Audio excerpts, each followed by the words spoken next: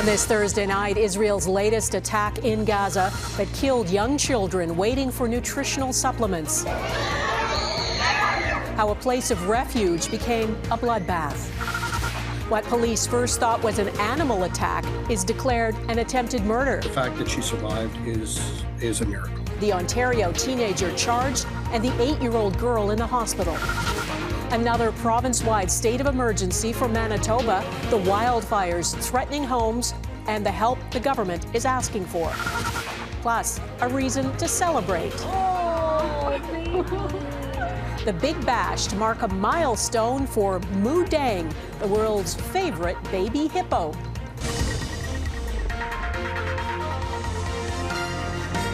Global National with Donna Friesen. Good evening and thanks for joining us. We begin with an Israeli military strike on women and children at a clinic in Gaza. Medical staff say 10 children and 6 adults were killed as they lined up to get nutritional supplements. Grieving families wailed in despair over their loved ones at a hospital morgue. Malnutrition is rising fast in Gaza and women and children were waiting for the clinic to open. The head of UNICEF says in a statement the killing of families trying to access life-saving aid is unconscionable. This is the cruel reality confronting many in Gaza today after months of insufficient aid being allowed into the territory. Israel's military claims it operates to minimize harm as much as possible. Yet, according to Gaza's health ministry, almost 3,000 Palestinians have been killed in Gaza over the past month. Redmond Shannon reports in a warning. The details and images in his story are disturbing. This is moments after an Israeli strike beside a medical clinic in central Gaza, hitting as people lined up for nutritional supplements. More than half of the dead are children. The victims carried to the closest hospital by any means available. We don't know if these children and the woman survived. The uncensored footage indicates that is unlikely. UNICEF says a 1-year-old boy named Mohammed is among the dead. His critically injured mother, Donia, said he had spoken his first words just hours before he was killed. A doctor from the hospital says treating the injured is made even harder by shortages of medical supplies and fuel.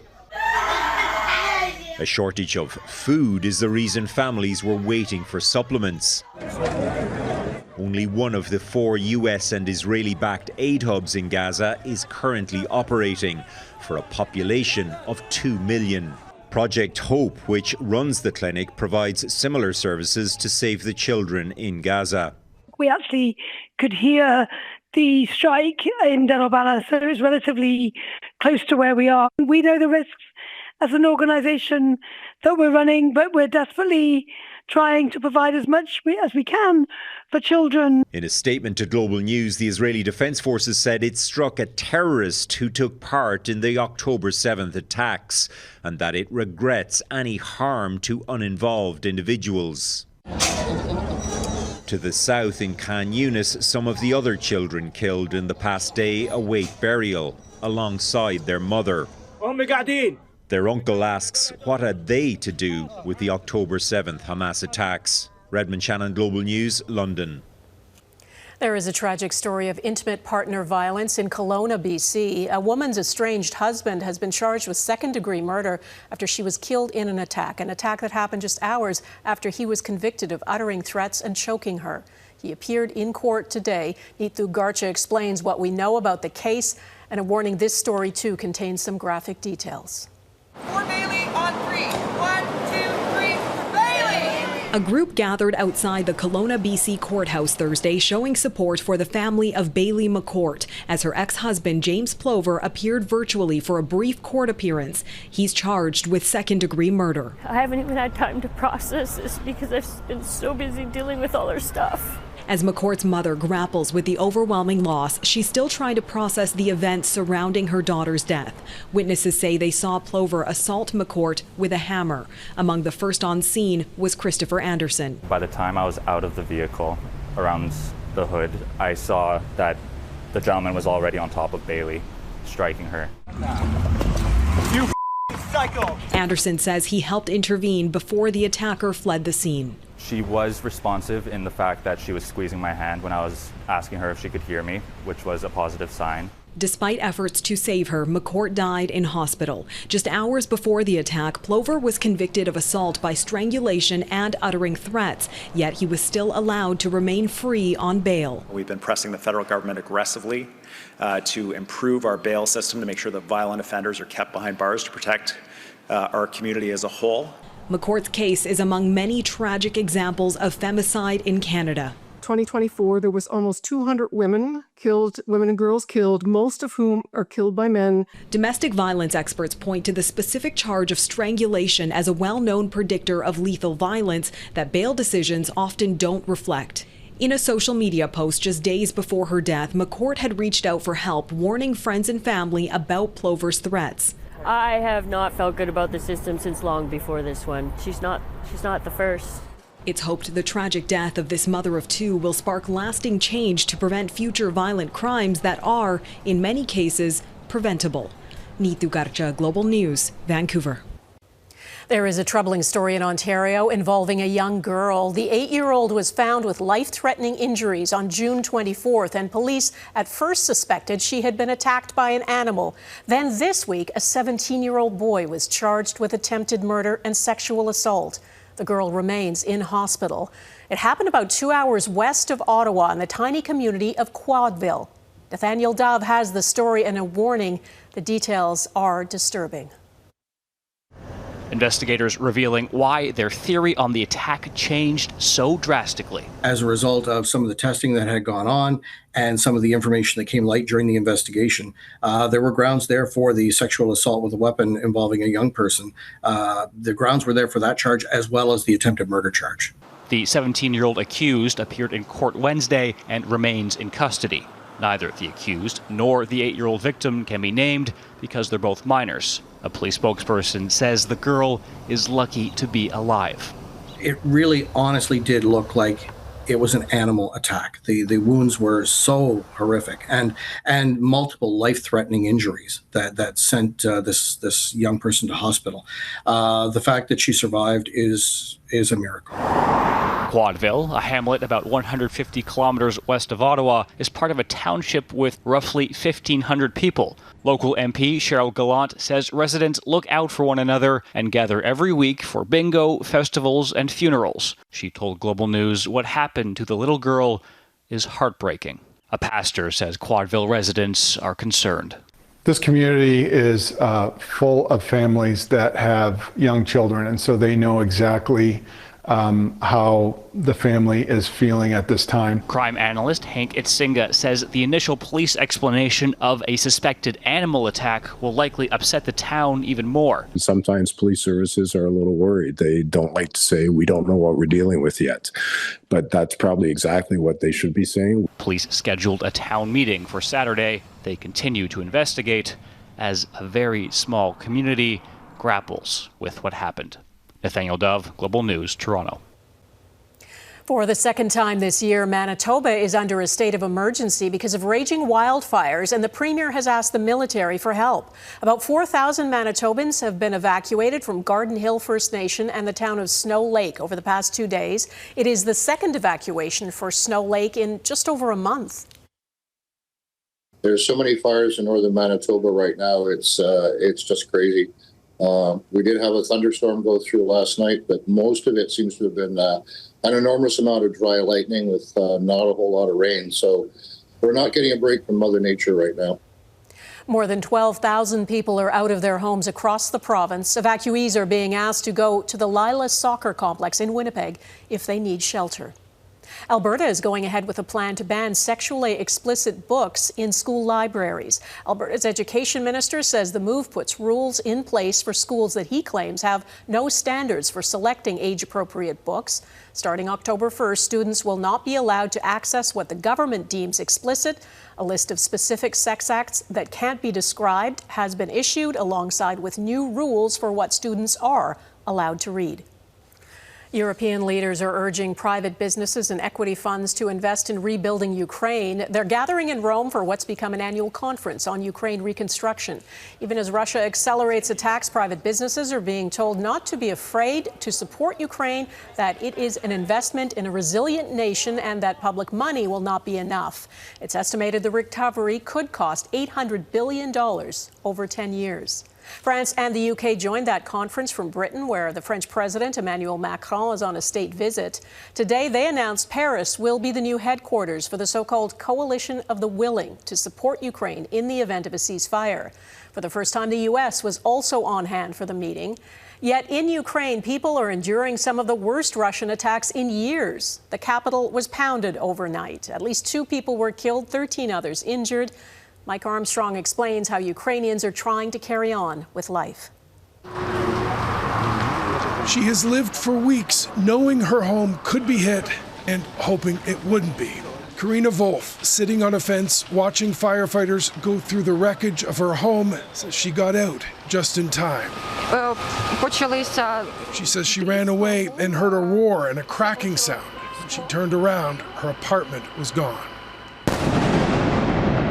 Russia is intensifying its attacks on its neighbor. June was the busiest month for drones in the entire war, with more than 5,400 drones fired at Ukraine. There have now been 1,100 in just the last 2 days. Most are shot down by Ukrainian defenses, but the more there are, the harder that is. Observers say the strategy appears to be to overwhelm air defenses. Many are in fact decoys, but others are upgraded Iranian Shahed drones with improved guidance and extra explosives. Ukrainians now face attacks by hundreds of these drones every single night. And this is pure terrorism. The challenge in the Ukrainian capital right now is resilience, ignoring the police tape and rubble, trying to move through the war and not let it get to you. If we let ourselves go into depression, there will be no life, this woman says. I came, I looked, I cried a bit, and we go on living. This nail salon was hit overnight. By morning, the rebuilding had begun. The owner, as the moment the drone hit, recorded. He says he's thankful everyone is alive, and that's what's most important. Now he has to fix things and get back to work. One thing helping some cope is perspective. Life in the capital is difficult, but life on the front lines for the soldiers is worse. Mike Armstrong, Global News, Montreal. Canada's Air Force has welcomed its first female commander. At a change of command ceremony in Ottawa, Lieutenant General Jamie Spicer Blanchet took the reins today after the retirement of Lieutenant General Eric Kenney. Spicer Blanchet was Deputy Commander of the Air Force and served as a Griffin helicopter pilot and on peacekeeping tours in Haiti and Bosnia. I feel exhilarated. I feel optimistic and also grounded in reality. I see big challenges, but I'm extremely honored to have this opportunity. She says personnel shortages and extra demands on the Air Force are some of the biggest challenges ahead. There's new evidence Canadians continue to embrace an elbows-up travel stance with the United States. New data from Stats Canada shows 22% fewer Canadians returned by air from the U.S. in June compared to June of 2024. Car trips are also down by 33% from June of last year, the 6th consecutive month of declines, and more Americans are staying away from Canada. 10% fewer drove north in June compared to the same time last year. An unrelenting and heartbreaking mission. Coming up, the tireless efforts to find the missing in the Texas floods.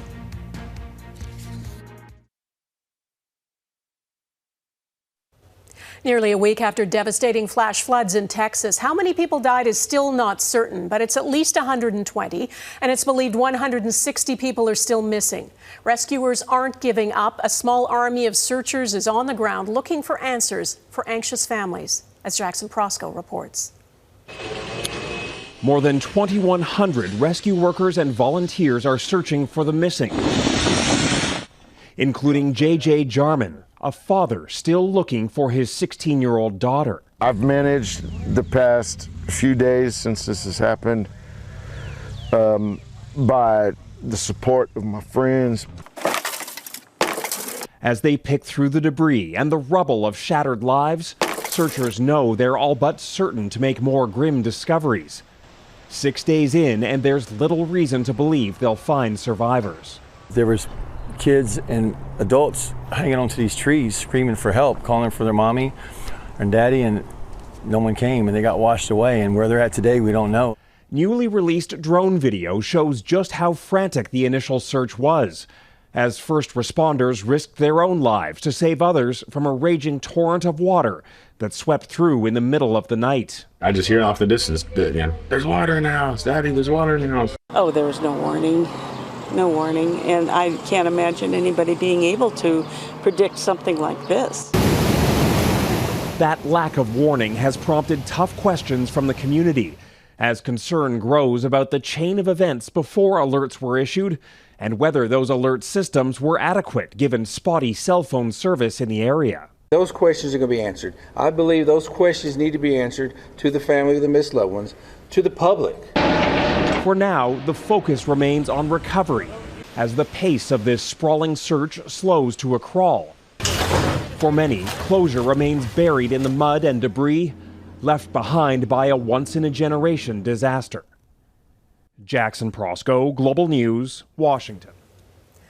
The U.S. president says and does lots of surprising things, but what he said to the president of Liberia this week during a meeting at the White House stands out as especially cringy. We want to work with the United States in peace and security within the region because we are committed to that. And we just want to thank you so much for this opportunity. Well, thank you. It's such good English, such beautiful. Where did you learn to speak so beautifully? Where were you educated? Where? Yes, sir. In Liberia. Yes, sir. Well, that's very interesting. It's beautiful English. English is actually Liberia's official language. It was founded by freed American slaves in 1822 before it declared independence in 1847.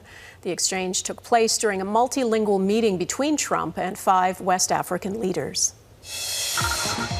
6 months after the flames, an update on the cleanup and the lessons learned from LA's historic wildfires. That's next.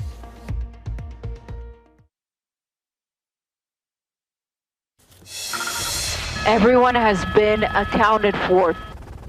A good outcome to a scary situation in Los Angeles. The partial collapse of an industrial tunnel left more than 24 construction workers trapped over 100 meters underground. It happened 8 kilometers away from the tunnel's entrance. The workers had to climb over a huge pile of dirt and debris and were eventually airlifted out with a crane. Everyone escaped unharmed. 6 months after devastating wildfires swept through parts of Los Angeles, the cleanup is well underway. More than 16,000 homes and businesses were destroyed, leaving behind a toxic mess. Global News meteorologist Ross Hull visited Los Angeles to get an update on the recovery and the lessons learned from the disaster. Months after the worst wildfire in Los Angeles history, the cleanup continues. It's really a massive operation. It takes thousands of contractors, hundreds of federal employees, and to be able to make the impact that we have here. Colonel Jeffrey Palazzini with the U.S. Army Corps of Engineers is responsible for coordinating this cleanup. I got a tour of an area restricted to the public where toxic fire ash debris is being removed. There was once a townhome complex here before the Palisades fire brought it down. The debris is recovered and driven out so that homeowners can eventually rebuild here. Personal items, a reminder that these were once people's homes. So this entire area would have been engulfed by the Palisades fire back in January. A lot of activity here now as reconstruction efforts are underway. The Pacific Coast Highway, which the fire actually crossed over to the ocean, has now reopened, but it was closed for months. Driving along the PCH, the size and intensity of the fire are still visible over kilometers of coastline, where scorched cars and homes capture the devastation of one of California's deadliest and most costly fires. We often see with Santa Ana wind events that they happen, but it's usually more in remote areas in the mountain regions. Janine Bejnath-Rodino, director of meteorology at UCLA, says there was something different about the weather conditions which fanned the Palisades fire. A ridge of high pressure which helps to create the Santa Ana wind circulation was farther northeast, changing the typical wind direction as it moved violently through hills and canyons, allowing warm, dry air to stoke the flames. Because of all that energy that this northerly wind brought, it didn't just stay in the higher mountain regions, but it was brought down all the way to the foothills and the urban regions. I know that a lot of people were caught by surprise. And with unprecedented fire events becoming more common, this master's student at UCLA is researching how to better communicate weather warnings. Try and find a way that we can bridge the gap between the scientific community and the general public. And well after the initial inferno, challenges remain as the work continues. One, just the magnitude. There were thousands of homes impacted or destroyed from the fires. So far, the operation progressing ahead of schedule with an official completion date set for January 2026. Ross Hall, Global News. From practical to legendary, how much would you pay for an old handbag?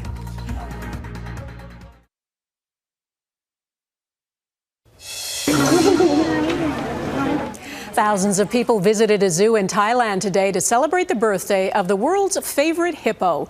Muang, a baby pygmy hippo, was served a feast as she turned 1 year old. She became an internet sensation last year, inspiring art, merchandise, and memes. Today's feast marked the first of a 4-day celebration at the zoo that she helped make famous. And the first Birkin bag designed by French luxury brand Hermes has sold for a record amount at auction. The scuffed and scratched handbag was bought by an anonymous bidder from Japan for $13 million. Who would want to admit they paid that much? Sotheby's says it's the most valuable handbag ever sold at auction. The design was sketched out on an airplane years ago, and the Birkin bag became the most recognizable and expensive accessory money can buy. Hermes exclusively commissioned the piece for London-born actor and singer Jane Birkin back in 1984.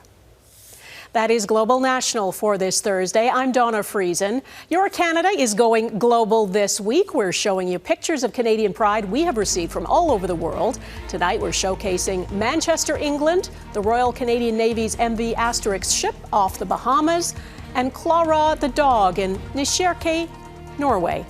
Thanks for watching. Jeff Semple will be at the anchor desk tomorrow, and I will see you again next week. Bye-bye.